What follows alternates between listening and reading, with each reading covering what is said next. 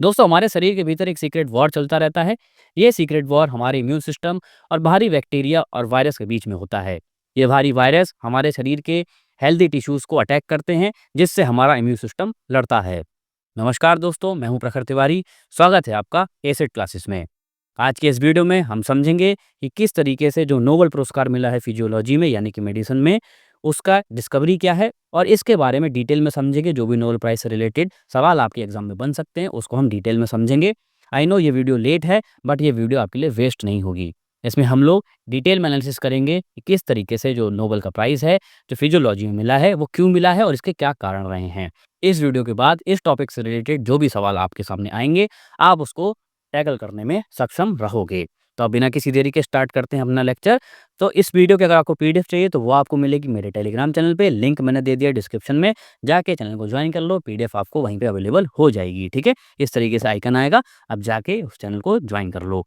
तो समझते हैं सबसे पहले नोबेल प्राइज़ के बारे में, जो कि हम अब चर्चा करने वाले हैं कि नोबेल प्राइज़ होते क्या हैं, जो इतने इम्पोर्टेंट हैं। तो सबसे पहले समझो, ये जो नोबेल प्राइज़ हैं, ये मोस्ट प्रेस्टिजियस अवार्ड माने जाते हैं पूरे वर्ल्ड में, ठीक है? ये नोबेल प्राइज़ है, ये बहुत ही ज़्यादा प्रेस्टिजियस होता है क्योंकि ये आपको अर्न करना पड़ता है। आप इसको खरीद नहीं सकते, जैसे आज बॉलीवुड में चल रहा है, ठीक है? फ़िल्म फेयर अवार्ड ले लिए या डिफरेंट कैटेगरीज़ के अवार्ड, एंटरटेनमेंट अवार्ड्स होते हैं, वो ले लेते हैं, खरीद लेते हैं।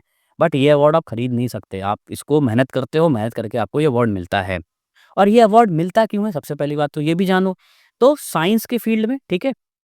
फिजिक्स हो गया, जिसमें केमिस्ट्री हो गया, फिर पीस हो गया, लिटरेचर हो गया। इस फील्ड में अगर कोई व्यक्ति ऐसा काम करता है जो कि मैनकाइंड के लिए काफ़ी ज़्यादा बेनिफिशियल होता है, तो उन व्यक्तियों को ये पुरस्कार दिया जाता है।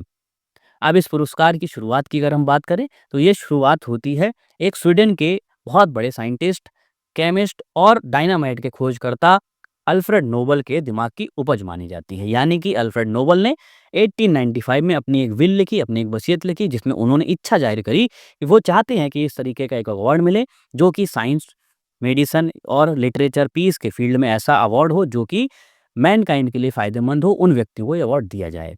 हालाँकि 1896 में इनकी मृत्यु हो जाती है, लेकिन इनकी लेगेसी को आगे बढ़ाने के लिए 1901 से ये अवार्ड दिया जा रहा है हर साल, ठीक है? तो 1901 से ये जो नोबेल प्राइज़ हैं, ये हर साल दिए जा रहे हैं। और ये अवार्ड बेसिकली अभी तो इसकी अनाउंसमेंट की गई है, बट ये अवार्ड प्रेज़ेंट कब किए जाएँगे, इसकी अवार्ड सेरेमनी होगी, वो होगी 10 दिसंबर 2025 को।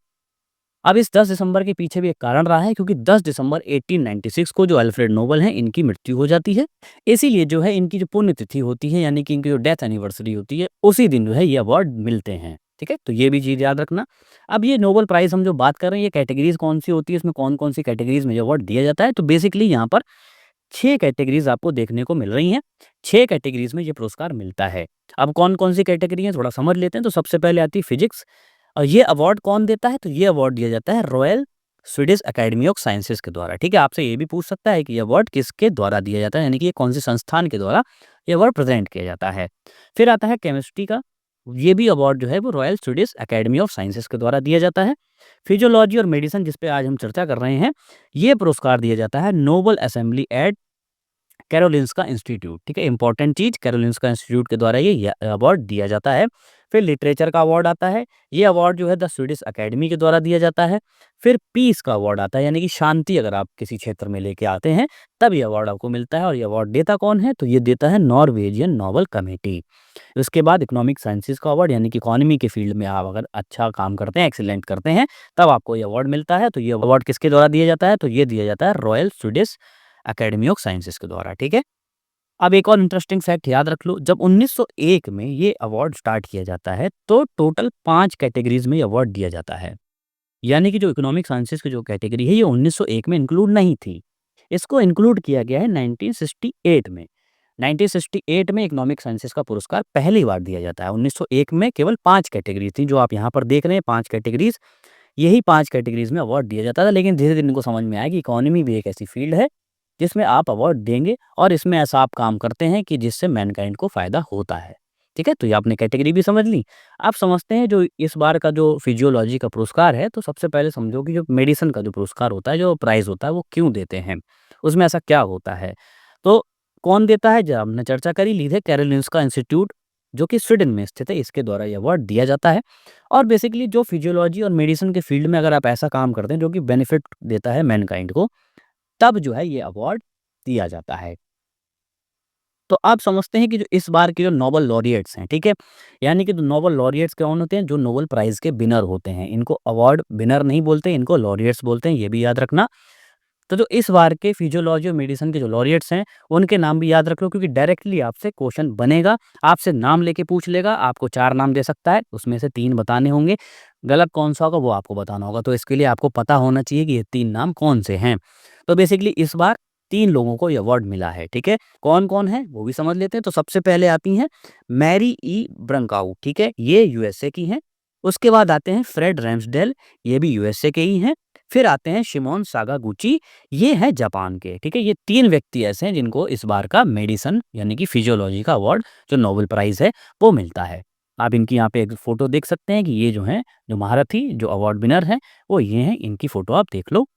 और एक और इंटरेस्टिंग फैक्ट मैं आपको बता देता हूँ कि जो नोबेल प्राइज़ है ना, वो किसी भी कैटेगरी में मैक्सिमम 3 लोगों को ही दिया जाता है, ठीक है? यानी कि 3 लोगों से ज़्यादा किसी भी कैटेगरी में ये अवार्ड नहीं दिया जाएगा, ठीक है? तो ये इम्पोर्टेंट फैक्ट था।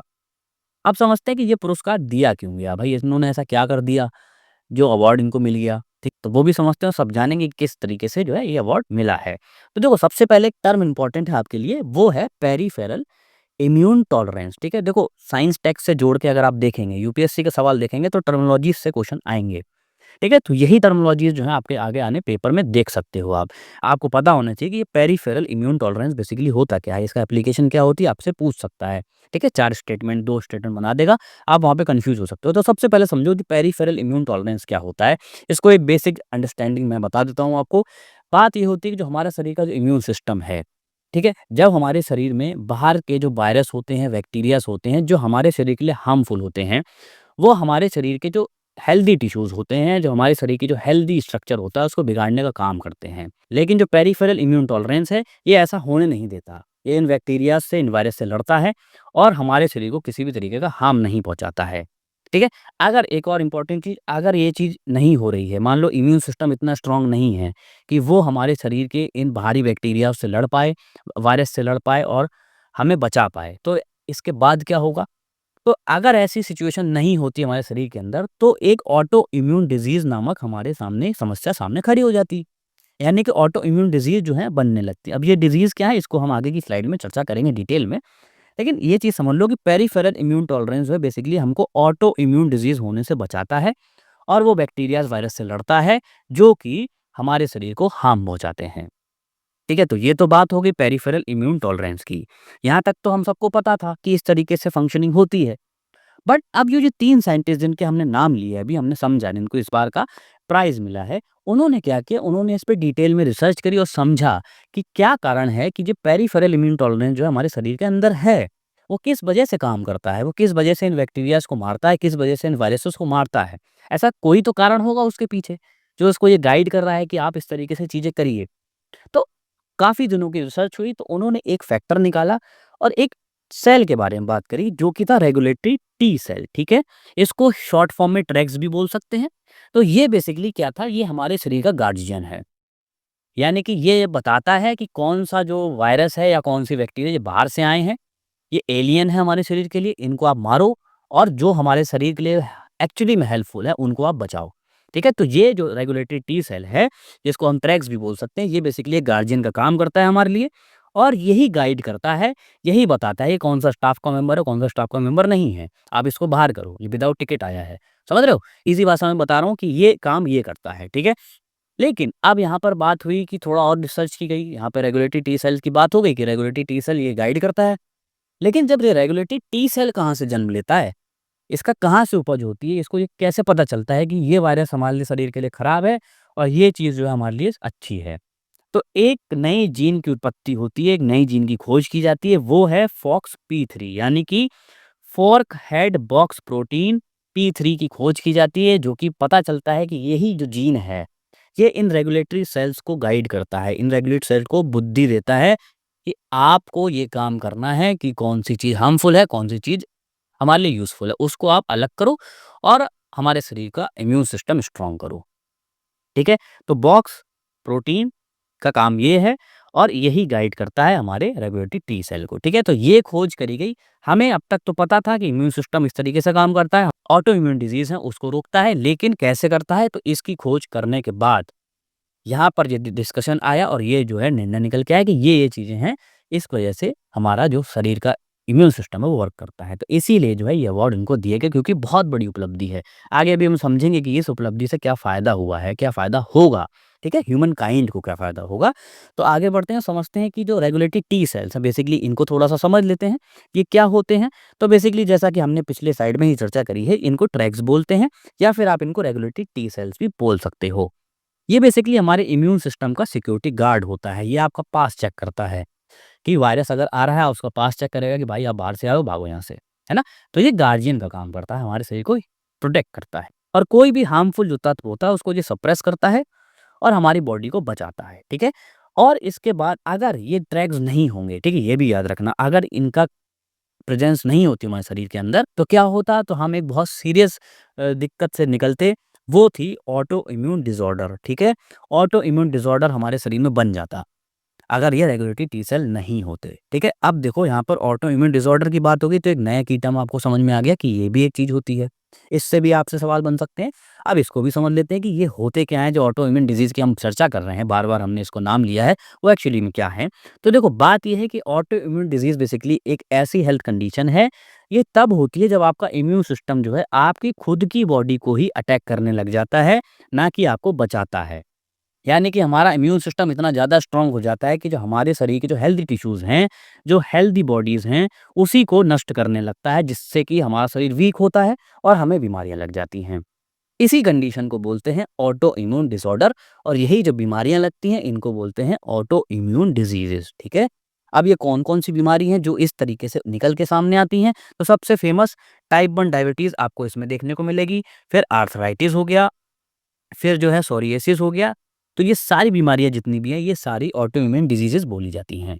इसका स्क्रीनशॉट ले सकते हो, बाकी पीडीएफ में अवेलेबल करा ही दूँगा, आप वहाँ पे जाके पढ़ लेना, नोट्स बना लेना अपने, क्योंकि एक चीज़ इम्पोर्टेंट है, आपसे सीधे-सीधे क्वेश्चन देगा, आपको 2 डिजीज़ दे सकता है या अभी 4 दे देगा, आपको बताना होगा कि इसमें से कौन-सी ऑटो इम्यून डिजीज़ हैं और आपको छाँटना होगा, तो आपको पता होना चाहिए, आपको एटलीस्ट कुछ नाम तो आपको पता होने चाहिए ताकि आप एलिमिनेट कर पाओ, ठीक है? फिर आगे समझते हैं कि अब देखो यहाँ पर हमने FOXP3 जीन की बात करी कि जिस किस तरीके से रेगुलेटरी टी सेल्स को जो है वो गाइड करता है ना? किस तरीके से जो है वो ट्रांसक्रिप्शन का काम करता है रेगुलेटरी टी सेल्स तो ये बताता है, ठीक है? तो हमने चर्चा कर ही ली तो ये वही सब बातें हैं, आप इसको देख सकते हैं, पीडीएफ अवेलेबल रहेगी मेरे टेलीग्राम चैनल पे, लिंक मैंने डिस्क्रिप्शन में डाला ही हुआ है, ठीक है? तो अब आगे समझते हैं कि हुआ क्या कि किस तरीके से ये पूरी चीज़ें जॉइंट हुई। तो देखो आज की मेहनत नहीं है, काफ़ी सालों की मेहनत है, काफ़ी सालों से इस पे स्टडी हो रही है, आज जाके जो है इनको ये अवार्ड मिला है, इनको रिकॉग्निशन मिला है। तो अब आप जान पाएँगे अच्छा ये 3 व्यक्ति भी थे इस धरती पे, ठीक है? तो वो हुआ क्या? देखो बात ये थी कि जो साकागुची साहब हैं, उन्होंने 1995 में ही ये ट्रैक्स हैं, जो रेगुलेटरी टी सेल जिसको हम बोलते हैं, उनकी खोज कर दी थी। उन्होंने बता दिया था कि जो पेरिफेरल इम्यून सिस्टम है ना, वो इस तरीके से इनके वजह से काम करता है। फिर उसके बाद आते हैं ब्रनकाउ जी और रैम्सडेल जी। इन्होंने FOXP3 जीन को खोज कर डाली कि भाई जो रेगुलेटरी टी सेल है ना, वो FOXP3 जीन के माध्यम से काम करते हैं। यही जीन है जो बताता है, जो शक्ति देता है, जो इतनी नॉलेज देता है रेगुलेटरी टी सेल्स को, जो कि क्लासिफिकेशन कर सकते हैं कि ये कौन-सी चीज़ फ़ायदेमंद है, कौन-सी चीज़ फ़ायदेमंद नहीं है, ठीक है? तो ये डिस्कवरी हुई। इसके बाद जो है, ये बताया गया कि जो FOXP3 जो है, वो रेगुलेट करता है ट्रैक्स को, जो कि मेंटेन करता है हमारे शरीर का इम्यून बैलेंस, ठीक है? अगर इम्यूनिटी बैलेंस नहीं होगी तो हमारे शरीर बीमार पड़ेगा, ठीक है? तो यह सारी चीज़ें हमने समझी। अब इसकी इम्पोर्टेंस क्या रही? जो कि हम बात कर रहे हैं कि ये बहुत ज़्यादा फ़ायदेमंद है क्योंकि अवार्ड दिया है तो मैनकाइंड के लिए फ़ायदेमंद ही होगा। तो बात ये है कि अगर हमको ये चीज़ पता चल गई है तो अब जो है हम लोग ऑटो इम्यून डिज़ीज़ को ट्रीट कर सकते हैं, ठीक है? जो कि हमने नाम लिया जो-जो डिज़ीज़ेज़ हैं, हम पता लगा सकते हैं कि किस तरीके से डिज़ीज़ होती हैं तो हम उसको रेगुलेट कर सकते हैं। इवन कैंसर तक की थेरेपीज़ को हम जान सकते हैं। हम बता सकते हैं कि कोई व्यक्ति किसको तो कैंसर हो सकता है कि नहीं हो सकता है क्योंकि अब फंक्शन जान गए हैं। अगर हमको डिसबैलेंस दिखेगा तो हम उस तरीके से वर्क करने लग जाएँगे, है ना? तो ये चीज़ें सारी इम्पोर्टेंट है मैनकाइंड के लिए और ये बेसिकली जो है बेटर कंट्रोल करेगा हमारे इम्यून सिस्टम को, जिससे कि हमें डिज़ीज़ेज़ नहीं होंगी, हम बेनिफिट लेंगे और मिलियंस ऑफ वर्ल्ड वाइड में इसका बेनिफिट आएगा, ठीक है? तो ये इम्पोर्टेंट चीज़ थी। हमने इसमें सारी चीज़ें चर्चा कर ली, किस तरीके से किनको मिला है, क्यों मिला है, किस वजह से मिला है, उसमें जो इम्पोर्टेंट फैक्ट थे वो भी हमने जान लिए, ठीक है? अब जो है कुछ सवालों को भी हल कर लेते हैं क्योंकि सवाल ही आपसे पूछे जाएँगे और आपका टेस्ट भी हो जाएगा कि किस तरीके से आपने पढ़ लिया है। पॉज़ करो, खुद से ट्राई करो, नहीं हो रहा है कोई बात नहीं, मैं बता ही रहा हूँ अभी। तो पहला सवाल है कि who were the recipients of 2025 Nobel prize in physiology or medicine, यानी कि अभी हम जो चर्चा कर रहे हैं उसमें आपको बताना है कौन से व्यक्ति ने जीता है। ऑप्शन नंबर ए इसमें सही होगा, मैरी ई ब्रंकाउ, फ्रेड रैम्सडेल और शिमोन जागागुची, ठीक है? इसमें से मैरी ई ब्रंकाउ और फ्रेड रैम्सडेल जो है वो कहाँ से आते हैं? वो यूएसए से आते हैं, ठीक है? और सागागुची साहब जो है वो कहाँ से आते हैं? वो आते हैं जापान से, ठीक है? ये भी आप याद रखो, हालाँकि पूछ लेगा तो आपको पता होना चाहिए, ठीक है? आगे बढ़ते हैं, अगला सवाल है कि for what discovery was the 2025 Nobel prize in physiology or medicine awarded? ऐसी कौन-सी खोज हुई? रेगुलेटरी टी सेल की खोज हुई, ठीक है? पेरिफेरल इम्यून टॉलरेंस की खोज हुई। तो ऑप्शन नंबर बी यहाँ पे सही हो जाएगा। पेरिफेरल इम्यून टॉलरेंस और रेगुलेटरी टी सेल यानी कि जिसको हम टैग्स बोलते हैं उसकी खोज की गई थी, इसलिए अवार्ड मिलता है, ठीक है? अब यहाँ पे बात कर रहे हैं अगला सवाल, तो कह रहा है कि what gene was central to 2025 Nobel prize winning research? कौन-सा जीन ऐसा था? वो जीन जो कि रेगुलेट कर रहा था जो टी सेल्स हैं उसको गाइड कर रहा था, तो वो कौन-सा था? वो था option number B FOXP3 protein ऐसा था, जो जीन था वो चर्चा का विषय रहा पूरे नोबेल प्राइज़ में। अगला सवाल है कि the Nobel prize in physiology or medicine is awarded by which institution? यानी कि ये किस संस्थान के द्वारा दिया जाता है? काफ़ी सारे संस्थान हमने डिस्कस करी, अलग-अलग कैटेगरी में अलग-अलग संस्थानों के द्वारा दिया जाता है। तो हमको बताना है कि मेडिसिन और फिजियोलॉजी के क्षेत्र में कौन-सी इंस्टीट्यूशन ये देती है, तो इसका ऑप्शन नंबर ए सही होगा, कैरोलिन्स्का इंस्टीट्यूट ऐसा है जो कि ये अवार्ड प्रदान करता है, ठीक है? ऑप्शन नंबर ए सही होगा।